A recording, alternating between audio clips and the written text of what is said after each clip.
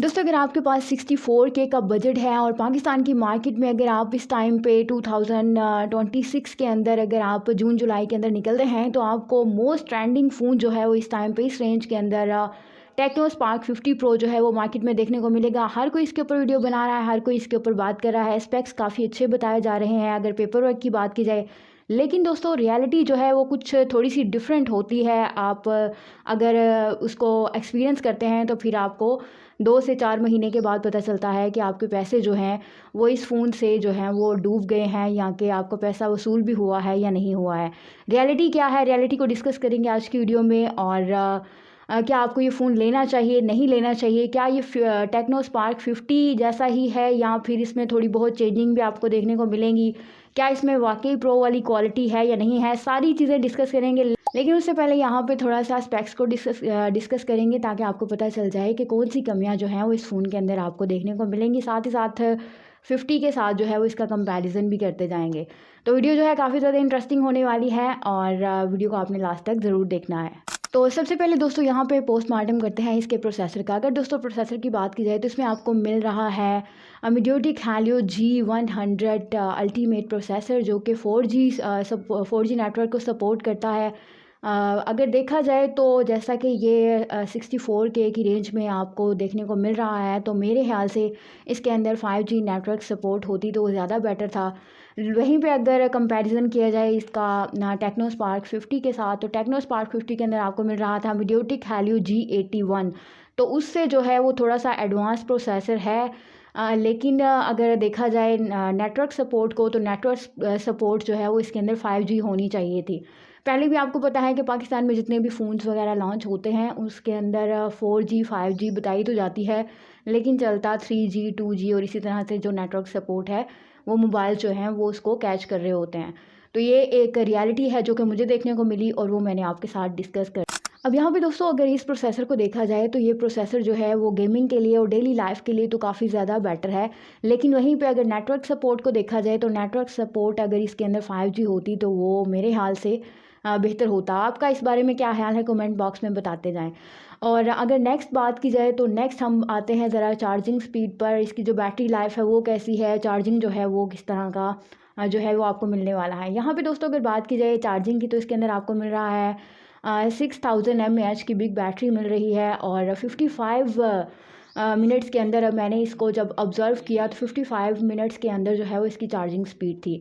वहीं पे अगर इसका कंपैरिजन किया जाए टेक्नो स्पार्क 50 के साथ तो 50 के अंदर जो है वो आपको मिल रही है 7000 mAh की बिग बैटरी।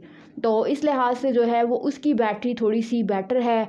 और अगर चार्जिंग स्पीड की बात की जाए तो उसमें और इसमें जो है वो मुझे कोई ख़ास फ़र्क देखने को नहीं मिला। दोस्तों एक चीज़ काफ़ी ज़्यादा अच्छी है कि इतनी बड़ी बिग बैटरी के साथ जो टेक्नो स्पार्क 50 प्रो है इसकी जो बॉडी है वो काफ़ी ज़्यादा स्लिम है। तो इस लिहाज से आपको हैवी वेट फील नहीं होगा और फ़ोन जो है वो इसकी जो स्लिम बॉडी है ये काफ़ी ज़्यादा प्रोफेशनल, अट्रैक्टिव और काफ़ी ज़्यादा जो है वो क्लासी लुक आपको देगा। तो ये काफ़ी एक अच्छी चीज़ जो है वो मुझे देखने को मिली। अब यहाँ पे दोस्तों अगर इसकी स्टोरेज की बात की जाए तो इसके अंदर आपको मिल रही है 16 GB की वर्चुअल रैम और साथ ही साथ 256 GB की इंटरनल स्टोरेज। काफ़ी अच्छी स्टोरेज है अगर इस लिहाज से देखा जाए 64K की रेंज में। यहाँ पे दोस्तों अगर इसके कैमरा को थोड़ा सा कंपेयर किया जाए तो कैमरा जो है इसका काफ़ी ज़्यादा अच्छा है और मेन कैमरा जो है वो इसका 50 MP का मेन कैमरा आपको सोनी का 600 सेंसर के साथ आपको मिलने वाला है। और साथ ही साथ अगर सेल्फ़ी कैमरा को देखा तो ये आपको मिल रहा है 8 MP का मेन कैमरा जो सेल्फ़ी कैमरा है ये भी काफ़ी ज़्यादा अच्छा माना जाता है। रिज़ल्ट्स इसके काफ़ी ज़्यादा कमाल के हैं, जूम क्वालिटी भी काफ़ी ज़्यादा अच्छी है। तो इस लिहाज से अगर देखा जाए तो टेक्नो स्पार्क 50 और 50 प्रो जो है इनकी जो कैमरा क्वालिटी है, जूम क्वालिटी है, ये काफ़ी ज़्यादा अच्छी है। डे लाइट के अंदर जो है वो आपकी पिक्चर्स काफ़ी ज़्यादा शार्प रहने वाली हैं। और साथ ही साथ अगर देखा जाए कि जो इसकी जितने भी कंटेंट क्रिएटर हैं अगर उनका बजट कम है तो फिर आप अगर टेक्नो स्पार्क 50 को भी चूज़ करते हो या आप अगर इसको चूज़ करते हो तो फिर आपके लिए ये दोनों चीज़ें जो हैं ये बेटर रहेंगी अगर आपकी जो प्रायोरिटी है वो कंटेंट क्रिएशन है तो। साथ ही साथ दोस्तों अगर सॉफ्टवेयर की बात की जाए तो एक और बड़े मज़े की चीज़ जो है वो मुझे देखने को मिली है इसके अंदर, वो है iOS 16 out of the box आपको मिलने वाला है। काफ़ी अच्छी चीज़ है, सॉफ्टवेयर जो है वो काफ़ी अच्छा जो है ये समझा जाता है। अगर इस रेंज की बात की जाए। अगर दोस्तों इस फ़ोन की बात की जाए तो इस फ़ोन के अंदर आपको कमाल की ड्यूरेबिलिटी देखने को मिलेगी, क्योंकि इसके अंदर आपको मिल रहा है IP68 और IP69 जो कि मुकम्मल जो है वो वाटर प्रूफ है, डस्ट प्रूफ है, और ये चीज़ जो है ये फ़ोन को काफ़ी ज़्यादा और भी जो है प्रोटेक्टिव बनाती है। तो इस लिहाज से ये फ़ोन जो है वो काफ़ी बेटर है। एक और चीज़ जो मुझे काफ़ी ज़्यादा अच्छी जो है वो इस फ़ोन के अंदर देखने को मिली है वो है STS 5 स्टार ड्रॉप पर रेजिस्टेंस। इसकी मदद से अगर दोस्तों अगर ये किसी भी फ़ोन के अंदर मौजूद होता है तो वो फ़ोन जो है वो अगर गिर भी जाए तो वो स्क्रैच नहीं होता, उसके टूटने का जो ख़तरा होता है वो इतना ज़्यादा नहीं होता। यानी कि ये चीज़ जो है वो उस फ़ोन को प्रोटेक्ट करती है। ये काफ़ी ज़्यादा एक अच्छी चीज़ है, और इससे अगर आपका फ़ोन गिर भी जाता है तो फिर आप इसकी जो बॉडी है वो क्रैक वगैरह नहीं होगी और डैमेज नहीं होगी। थोड़ा सा डिस्प्ले को डिस्कस कर लेते हैं। अगर डिस्प्ले को देखा जाए तो डिस्प्ले के अंदर कुछ कमियां भी हैं और कुछ आप लोगों को जो है वो अच्छी चीज़ें भी देखने को मिलेंगी। सबसे पहले यहाँ पे मिल रही है आपको 6.72 इंच की जो है वो स्क्रीन आपको देखने को मिलेगी 120 हर्ट्ज़ रिफ्रेश रेट के साथ।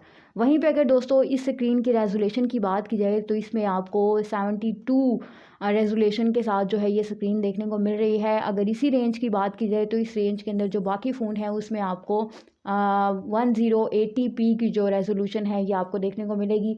अगर कम रेजोल्यूशन होती है किसी भी फ़ोन की तो उससे ये होता है कि जो आपका फ़ोन है, अगर आप वीडियोस वगैरह देख रहे होते हैं या आप लॉन्ग टर्म मूवी वगैरह इंजॉय कर रहे हो या नेटफ्लिक्स के ऊपर देख रहे हो, तो फिर ये होता है कि आपका जो फ़ोन है वो हीटिंग जनरेट करना स्टार्ट कर देता है। तो ये एक प्रॉब्लम जो है वो इस फ़ोन के अंदर आपको देखने को मिलेगी। तो दोस्तों 120p जो रेजोल्यूशन है ये अच्छी नहीं मानी जाती अगर इस रेंज की बात की जाए। इसी रेंज के अंदर आपको दीगर फ़ोन जितने भी मार्केट के अंदर देखने को मिलेंगे तो उनकी जो रेजोल्यूशन है वो 1080p आपको देखने को मिलेगी। तो एक ये चीज़ जो है ये मुझे इस फ़ोन के अंदर देखने को मिली। और साथ ही साथ दोस्तों लास्ट ईयर की बात की जाए तो लास्ट ईयर में जो टेक्नो स्पार्क का 40 प्रो था उसके अंदर एमोलेड डिस्प्ले था, लेकिन अगर इसकी बात की जाए ये जो 50 प्रो है इसके अंदर आपको जस्ट IPS डिस्प्ले जो है वो LCD देखने को मिलेगी। तो इस लिहाज से भी ये जो है ये उससे थोड़ा सा पीछे है।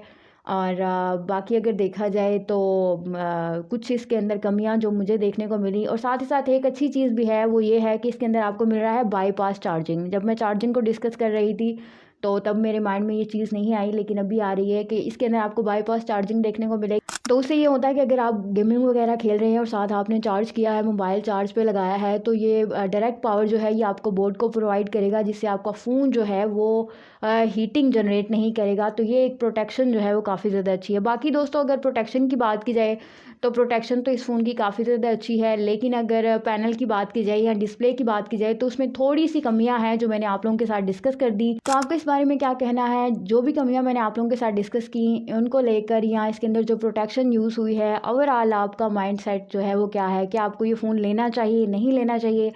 कमेंट बॉक्स में अपने ख्यालात का इज़हार ज़रूर कीजिएगा। तो मिलते हैं नेक्स्ट वीडियो में इंशाल्लाह। तब तक के लिए अपना बहुत सा ख्याल रखिएगा और मुझे भी दुआओं में याद रखिएगा। कमेंट करके ज़रूर बताइएगा कि नेक्स्ट फ़ोन कौन सा होना चाहिए जिसके ऊपर कंपैरिजन वीडियो आए।